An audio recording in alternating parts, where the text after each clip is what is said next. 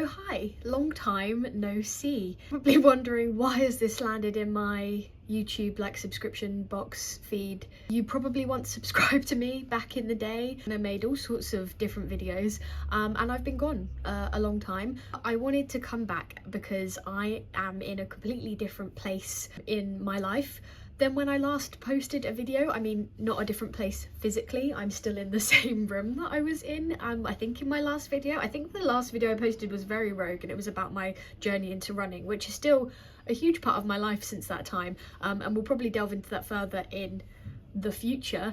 But I'm just in a very different place and I have a particularly big milestone that I wanted to share with you guys today, because if you remember back in the early days of me, not even that early days, but like definitely throughout the duration of me making videos for YouTube, I've always loved books, always loved writing, and one of my biggest ambitions was to become an author. And I've done lots of various projects that haven't got off the ground since then. But I am like absolutely ecstatic and overwhelmed and over the moon to say that when you're watching this video, which I'm hoping will come out on publication day, my first children's book, Wild Peas, will be available on the Chanthology website, my wonderful publishers, and from Amazon. And this is, yeah, my debut children's book, illustrated by the most fantastically talented Lily Devons. This is something that I wrote during lockdown as just a fun little rhyming story that I sort of came up with, and to get the opportunity to have it published has just been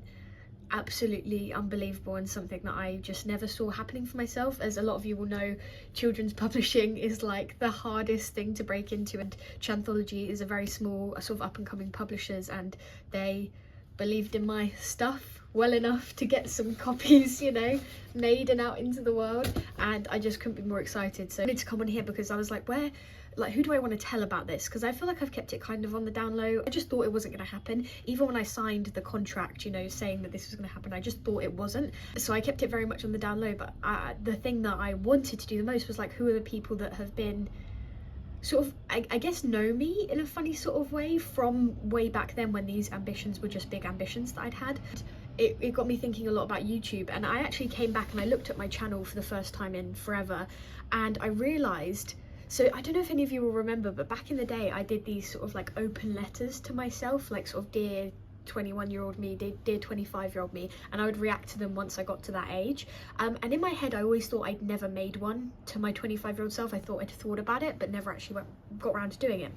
I turned 26 last month and I thought I should probably just check to see if that video exists, and it turns out it does. I was a year late making it. I made it when I was 22, but I did make a dear 25-year-old me video, and in my heart I was like, oh, I can't watch it now because I would love to make that reaction video reacting to that, because I'm very curious as to what 22-year-old me thought. And I know also for a fact that I turned 22 right at the start of the pandemic, so obviously that's a crazy time, and obviously I was 22 then, I've now just turned 26, so I'd already thought in my head, I want to make that video, I want to come back to YouTube to make that video. It was going to coincide with Wild Peas hitting the metaphorical shelves, because it's not actually in stores anywhere, but you can obviously get it online should you be so inclined or know any young people in your life. But I don't know, it all just like came together, and I was like, oh, I'd like to make a video just talking about this a little bit, I guess. It was such a big goal of mine to achieve, and I think a lot of you who knew me or watched me back in that time knew that about me. So having this happen was something that I just wanted to share with you all. I totally understand if you're past it and you're like, we don't care about these things anymore, because like, especially with the Instagram that I had linked to this page, obviously I stopped posting on there. I have slowly started to repost and like on that account, and sort of everything underwent a bit of a rebrand for obvious reasons that I won't get into in this video. Like, it's something we can talk about on a later date, but I don't really want to discuss it today. But obviously my content used to look quite different, and I have no interest in making the content that I used to make because of this like subject matter of it, and because of the way things are at the moment. It's just not something I particularly want to endorse. But I think that I have a lot of ideas. There was also a lot to my channel that wasn't all about that particular thing as well. I know that a lot of people did really enjoy my making tea and talking videos. I feel like my making tea videos were kind of like the OG podcast thing. Like, if I'd known what podcasts are when I was like 14 and making those making tea videos, I could have really had something there. But you guys seem to like them. Also, like the more sewing videos that I used to do and stuff talking about like the arts and lifestyle things, even like when I was at uni. And it's been really lovely over the last few years to actually, I've met a few people in real life who used to watch the channel, and I've also become more of a YouTube content devourer as I've aged. I watch YouTube every single day. There's people that I watch religiously when their stuff comes out, and when I think of those people that I watch on YouTube and how excited I get when they post a video and how comforting I find them, when I hear other people say that I used to be that for them, that's like, yeah, it really means a lot to me, because you know, I have those people that I really love to watch, and to have even been that to one person is like kind of amazing, and I didn't really, I think, properly appreciate that at the time.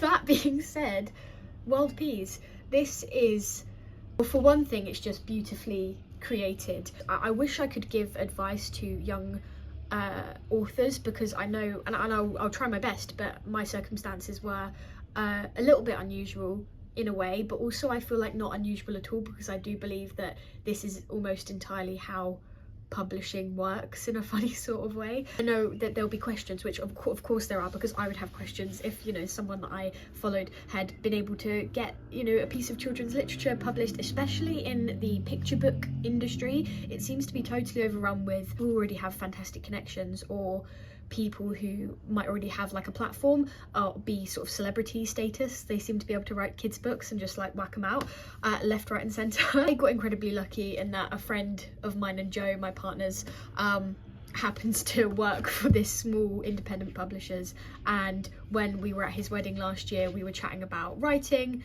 I'm so sorry if you hear crying and scratching. My cat Meebe, she's at the door and she's trying to get in. They were looking for some new work, basically. My publisher, he had written this fantastic children's Christmas story that came out at Christmas just gone, and it was so brilliant, so beautifully illustrated, also by Lily Devons, and that was sort of like coming up in the future for them at the time, but they were hoping to get some more things on the roster for the next year. And I said, well, like, I've written this fun little story, like if you'd be interested in reading it. And I thought that, you know, Harry was just being very generous and gracious and offering to read it for me, but I didn't think anything was going to come of it. And then lo and behold, Harry really loved the story, and we were able to kind of basically get the ball rolling really soon. I was able to meet with Lily to discuss ideas, and I'd loved the way Forgotten Gift, which was their Christmas book, I loved how it looked. I mean, the writing was fantastic, but the book looked so nostalgic and beautiful, and I knew that if I was gonna do this, I wanted it to be lovely. I wanted my first, especially children's literature, because it's always meant so much to me. I have a whole list of my favourite children's book that they've really formed, like, when I look back, I go, like, these really formed my childhood and who I've become as a person. Like, there's so many books that really shaped and formed sort of even the relationships I have with my parents, but being read to and reading to them and learning to read. Breaking into children's literature is something I always wanted, whether that be picture book or middle grade.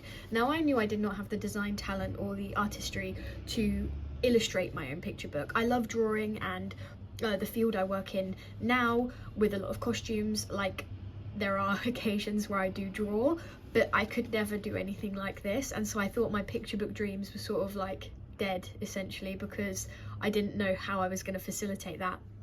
So to meet with Lily and see her visions for my text was just unbelievable. And before I knew it, you know, I was being sent these absolutely gorgeous concept storyboards and front covers, and it was quite collaborative as a process, but also everything came together so quickly. Like, I just can't believe that this is actually in my hands, and it's just been such a joy to see it come to life. And I feel so lucky that the stars kind of aligned and this was able to be made possible, to be honest. Seeing this on my bookshelf is like beyond my wildest dreams. I want to show some of my favourite pages of illustrations, just for the camera, because Lily just did such, even down to the details that we didn't even discuss too much. Oh, I'm gonna have to let me see it.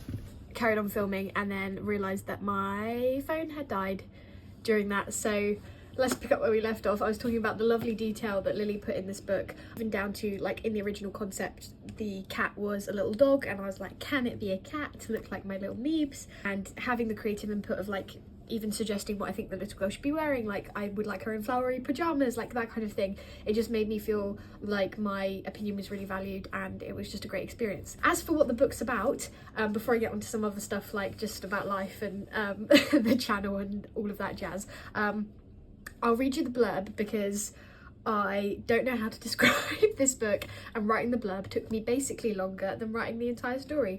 So, World Peace, as the title suggests, is a play on the words, world peace. And let me just read the blurb. If you were granted one wish, what would you choose?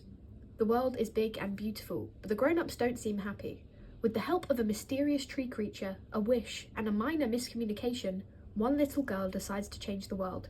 Perhaps not in the way that she had intended, but definitely for the better.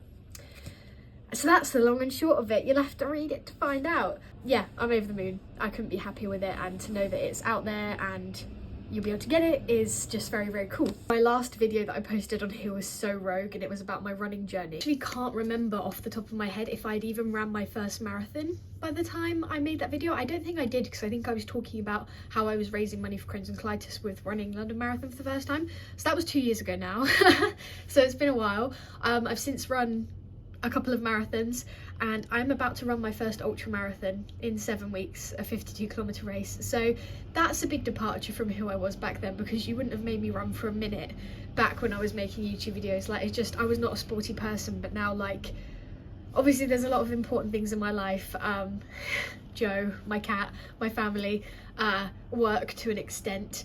But like, running is like a real priority for me, and it's something that I'll definitely talk about more, I think, in the future of content if people are interested in it, because I actually have a TikTok account where I talk primarily about running because of what it's given me, which is like a lot that I just love. It's a huge part of, just a massive part of my life now, which is crazy, because that would have been like, I'm curious to see what I say in my Dear 22-year-old me video, because I was literally like on the precipice of beginning my running journey at that point. So to see where I am now is kind of unbelievable. And yeah, life and everything is crazy, like in terms of work and everything. This year in itself, 2024, has been like a year, and it's only just hitting April.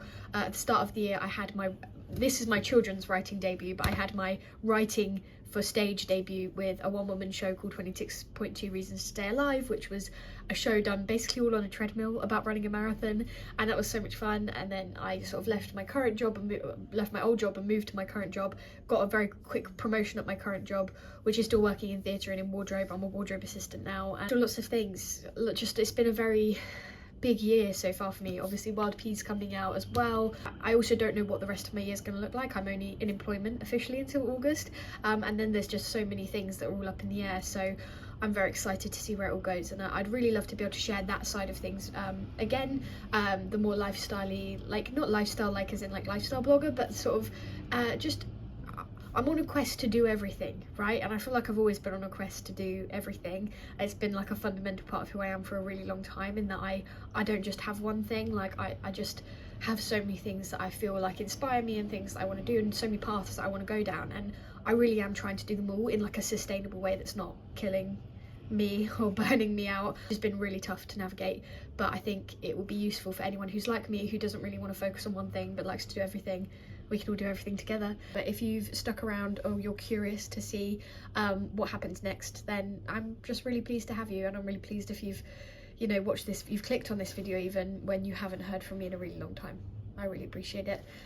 If you know any kids or you work in a primary school, this could be a good option as a book if you wanted to, you know, put in a cheeky order. I hope you're all well, and I'll see you soon. Bye.